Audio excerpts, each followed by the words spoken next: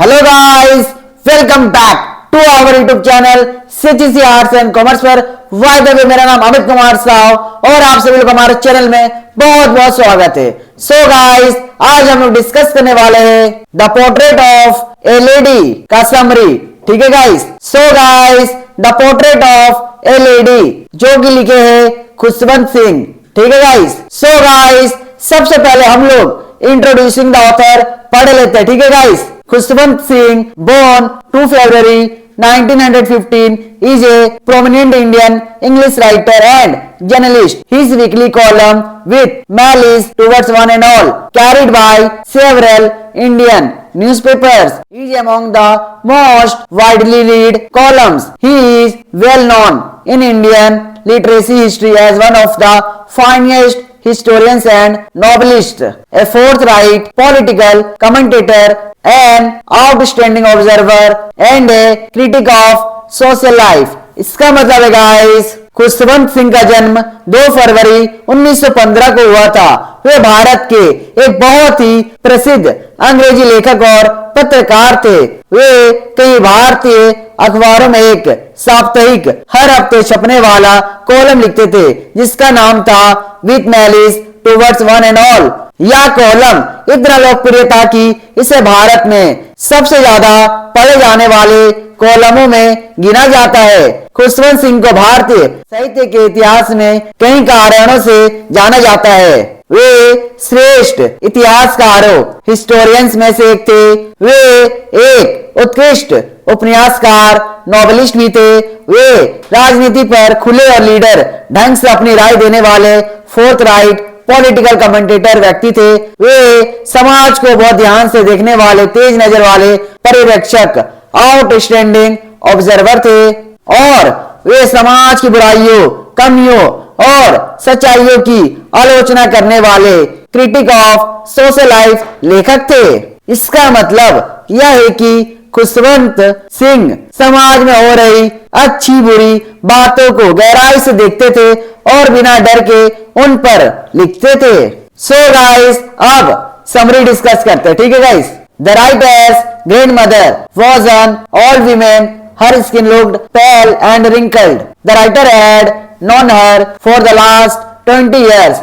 She always appeared the same, as if she was not changing. Time was constant near her. People say once she was young and pretty.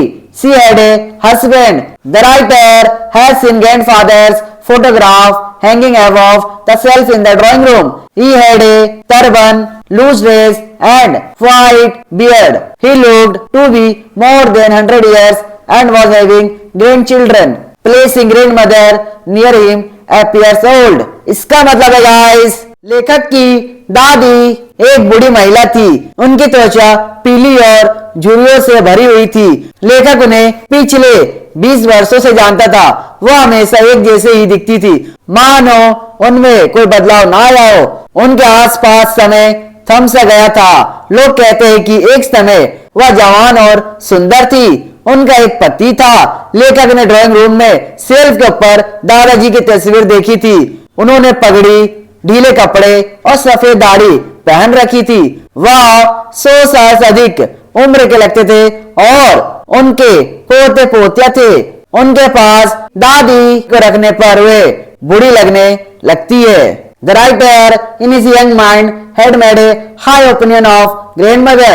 When she said she played games in childhood, the writer could not believe it. In his eyes, she was short, fat, and slightly bent. She was old and wrinkled. She was always the same without any change. She moved in the room like a spirit of happiness. She used to tell her beads of rosary. Her lips were uttering inaudible prayer. She was beautiful like the winter landscape in the mountains, like an expanse of pure white serenity, breathing peace and contentment. इसका मतलब है guys, लेखक ने अपने युवा मन में दादी के बारे में उच्च विचार बना रखे थे। जब उन्होंने कहा कि वे बचपन में खेल खेलती थी तो लेखक को विश्वास नहीं हुआ। उनकी नजर में वे कद में छोटी, मोटी और थोड़ी झुकी हुई थी। वे बूढ़ी और झुर्रियों से भरी हुई थी। उनमें कोई बदलाव नहीं आया था, वे हमेशा एक जैसी ही थी। वे कमरे में आनंद की आत्मा की तरह विचरण करती थी। वे अपनी माला जपती रहती थी। उनके होठ मानो अनसुनी प्रार्थना कर रहे हो।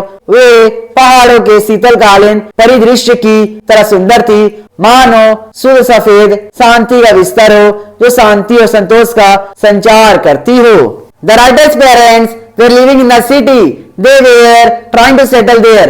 They had left the writer in grandmother's custody. Thus the writer got her as a constant companion. She woke up him early, gave him bath, dressed him, fed him, and made him ready to go to school. While making arrangement, she was singing prayers constantly, which bored the writer. He, however, liked her sweet voice. इसका मतलब है guys, लेखक के माता पिता शहर में रहते थे। वे वहां बसने की कोशिश कर रहे थे। उन्होंने लेखक को दादी की देखरेख में छोड़ दिया था। इस तरह दादी लेखक की हमेशा साथ रहने वाली साथी बन गई। दादी उसे सुबह जल्द उठाती, नहलाती, कपड़े पहनाती, खाना खिलाती और स्कूल जाने के लिए तैयार करती।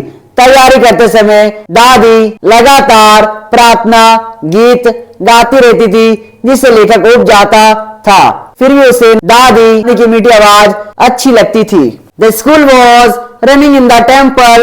The priest was the teacher. When the writer was reading, grandmother was reading the scriptures on the other side of the veranda. After study, they were returning home. Mother threw pieces of chapati to the street dogs, and they followed, fighting with each other to get more from her. इसका मतलब है guys, school मंदिर में चल रहा था। पुजारी शिक्षक थे। जब लेखक पढ़ रहा था, दादी बरामदे के दूसरी तरफ बैठकर धर्म ग्रंथ पढ़ रही थी। पढ़ाई के बाद वे घर लौट रहे थे। माँ ने गली के कुत्तों को चापाती के टुकड़े फेंके और वे आपस में लड़ते हुए टुकड़े लेने के लिए उनके पीछे पीछे आ गए। The writer's parents well settled in the city. They took him and grandmother near them. Their friendship took a turn hereafter. The writer went to an English medium school bus daily. She had no need to accompany him to feed the dogs in the street. She took to feeding sparrows in the courtyard of the city house. They shared the same room. She used to wake him up every morning, but she could not help him in his lessons. The new school taught him Western science, the law of gravity, Archimedes' theory, which she could not understand. She asked if scripture were not taught there. She looked desperate when got negative answer. The day she heard that music was taught in the English school, she looked disturbed and thought that the writer would be spoiled. इसका मतलब है guys, लेखक के माता पिता शहर में अच्छी तरह बस गए थे। उन्होंने लेखक और दादी को अपने पास बुला लिया। यहीं से उनकी दोस्ती में एक नया मोड़ आया। लेखक रोजाना अंग्रेजी माध्यम के स्कूल की बस से स्कूल जाता था। उसे अब उसके साथ गली के कुत्तों को दाना खिलाने जाने की जरूरत नहीं थी। वह शहर के घर के आंगन में चिड़ियों को दाना खिलाने लगी। वो एक ही कमरे में रहते थे। वह उसे हर सुबह जगाती थी, लेकिन वह उसकी पढ़ाई में मदद नहीं कर पाती थी। नए स्कूल में उसे पश्चिमी विज्ञान, गुरुत्वाकर्षण का नियम, आर्किमिडीज का सिद्धांत पढ़ाया जाता था, जो उसे समझ नहीं आता था। उसने पूछा कि क्या वहां शास्त्र नहीं पढ़ाए जाते। जब उसे नकारात्मक उत्तर मिला तो वह बहुत निराश हुई। जिस दिन उसे पता चला कि अंग्रेजी माध्यम के स्कूल में संगीत पढ़ाया जाता है, वह बहुत परेशान हुई और सोचने लगी कि लेखक बिगड़ जाएगा। The writer went to university. He occupied a separate room. His relationship with grandmother was cut off. She never complained. She spent most of her time by spinning wheel and reciting prayers. In the afternoons, she relaxed for a while feeding the sparrows. The birds sat around her, on her head and shoulder, making various sounds and demanding food. She too loved to feed them small pieces of bread. इसका मतलब है guys, लेखक विश्वविद्यालय चला गया। उसने एक अलग कमरा ले लिया। दादी से उसका रिश्ता टूट गया। दादी ने कभी शिकायत नहीं की। वह अपना अधिकांश समय चरखे पर बैठकर प्रार्थना करने में बिताती थी। दोपहर में वह कुछ देर गोरैयों को दाना खिलाकर आराम करती थी। चिड़ियाएं उनके चारों ओर उनके सिर और कंधे पर बैठकर तरह तरह की आवाजें निकालती और दाना मांगती। उन्हें रोटी के छोटे छोटे टुकड़े खिलाना अच्छा लगता था। The writer decided to go abroad for higher studies. He thought that grandmother would protest hearing it, but she made no sign, showed no emotion. She came to leave him at the railway station. Her lips moved in prayer. Her mind was lost in prayer. Silently she kissed his forehead. After 5 years, when he returned home, she came to the station to receive him. Prayer was still on her lips. She was no emotional. The writer observed that she was more happier in the company of the sparrows than in his company. इसका मतलब है guys, लेखक ने उच्च शिक्षा के लिए विदेश जाने का फैसला किया। उसे लगा कि दादी माँ यह सुनकर विरोध करेगी, लेकिन उन्होंने कोई प्रतिक्रिया नहीं दी, कोई भाव नहीं दिखाया। वह उसे रेलवे स्टेशन पर छोड़ने आई। उनके होठ प्रार्थना में लीन थे, उनका मन प्रार्थना में डूबा हुआ था। उन्होंने चुपचाप उसके माथे को चूमा। 5 साल बाद जब वह घर लौटा तो दादी माँ उसे लेने स्टेशन आई। उनके होठों पर अभी भी प्रार्थना थी। वह भावहीन थी।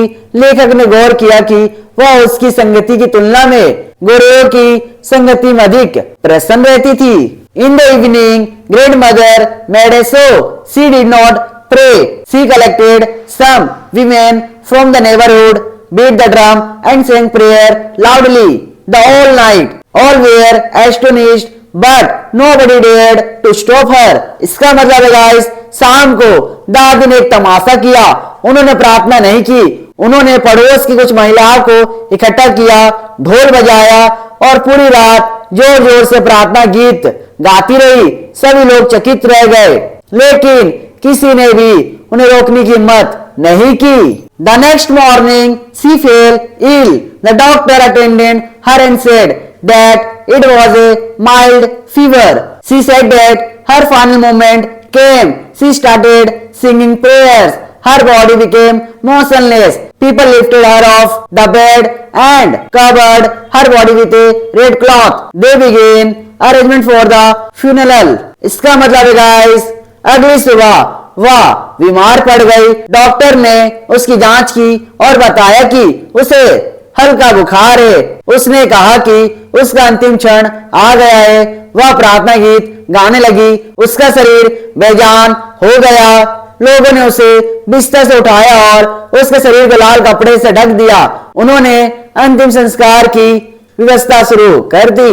In the evening, people went to grandmother's room to take her off. They found that thousands of sparrows were sitting around her. Mother felt pity at them and gave them small pieces of bread. They did not eat. When the dead body was taken off, they flew away. इसका मतलब है guys, शाम को लोग दादी माँ को ले जाने के लिए उनके कमरे में गए। उन्होंने देखा कि हजारों गोरैया उनके चारों ओर बैठी थी।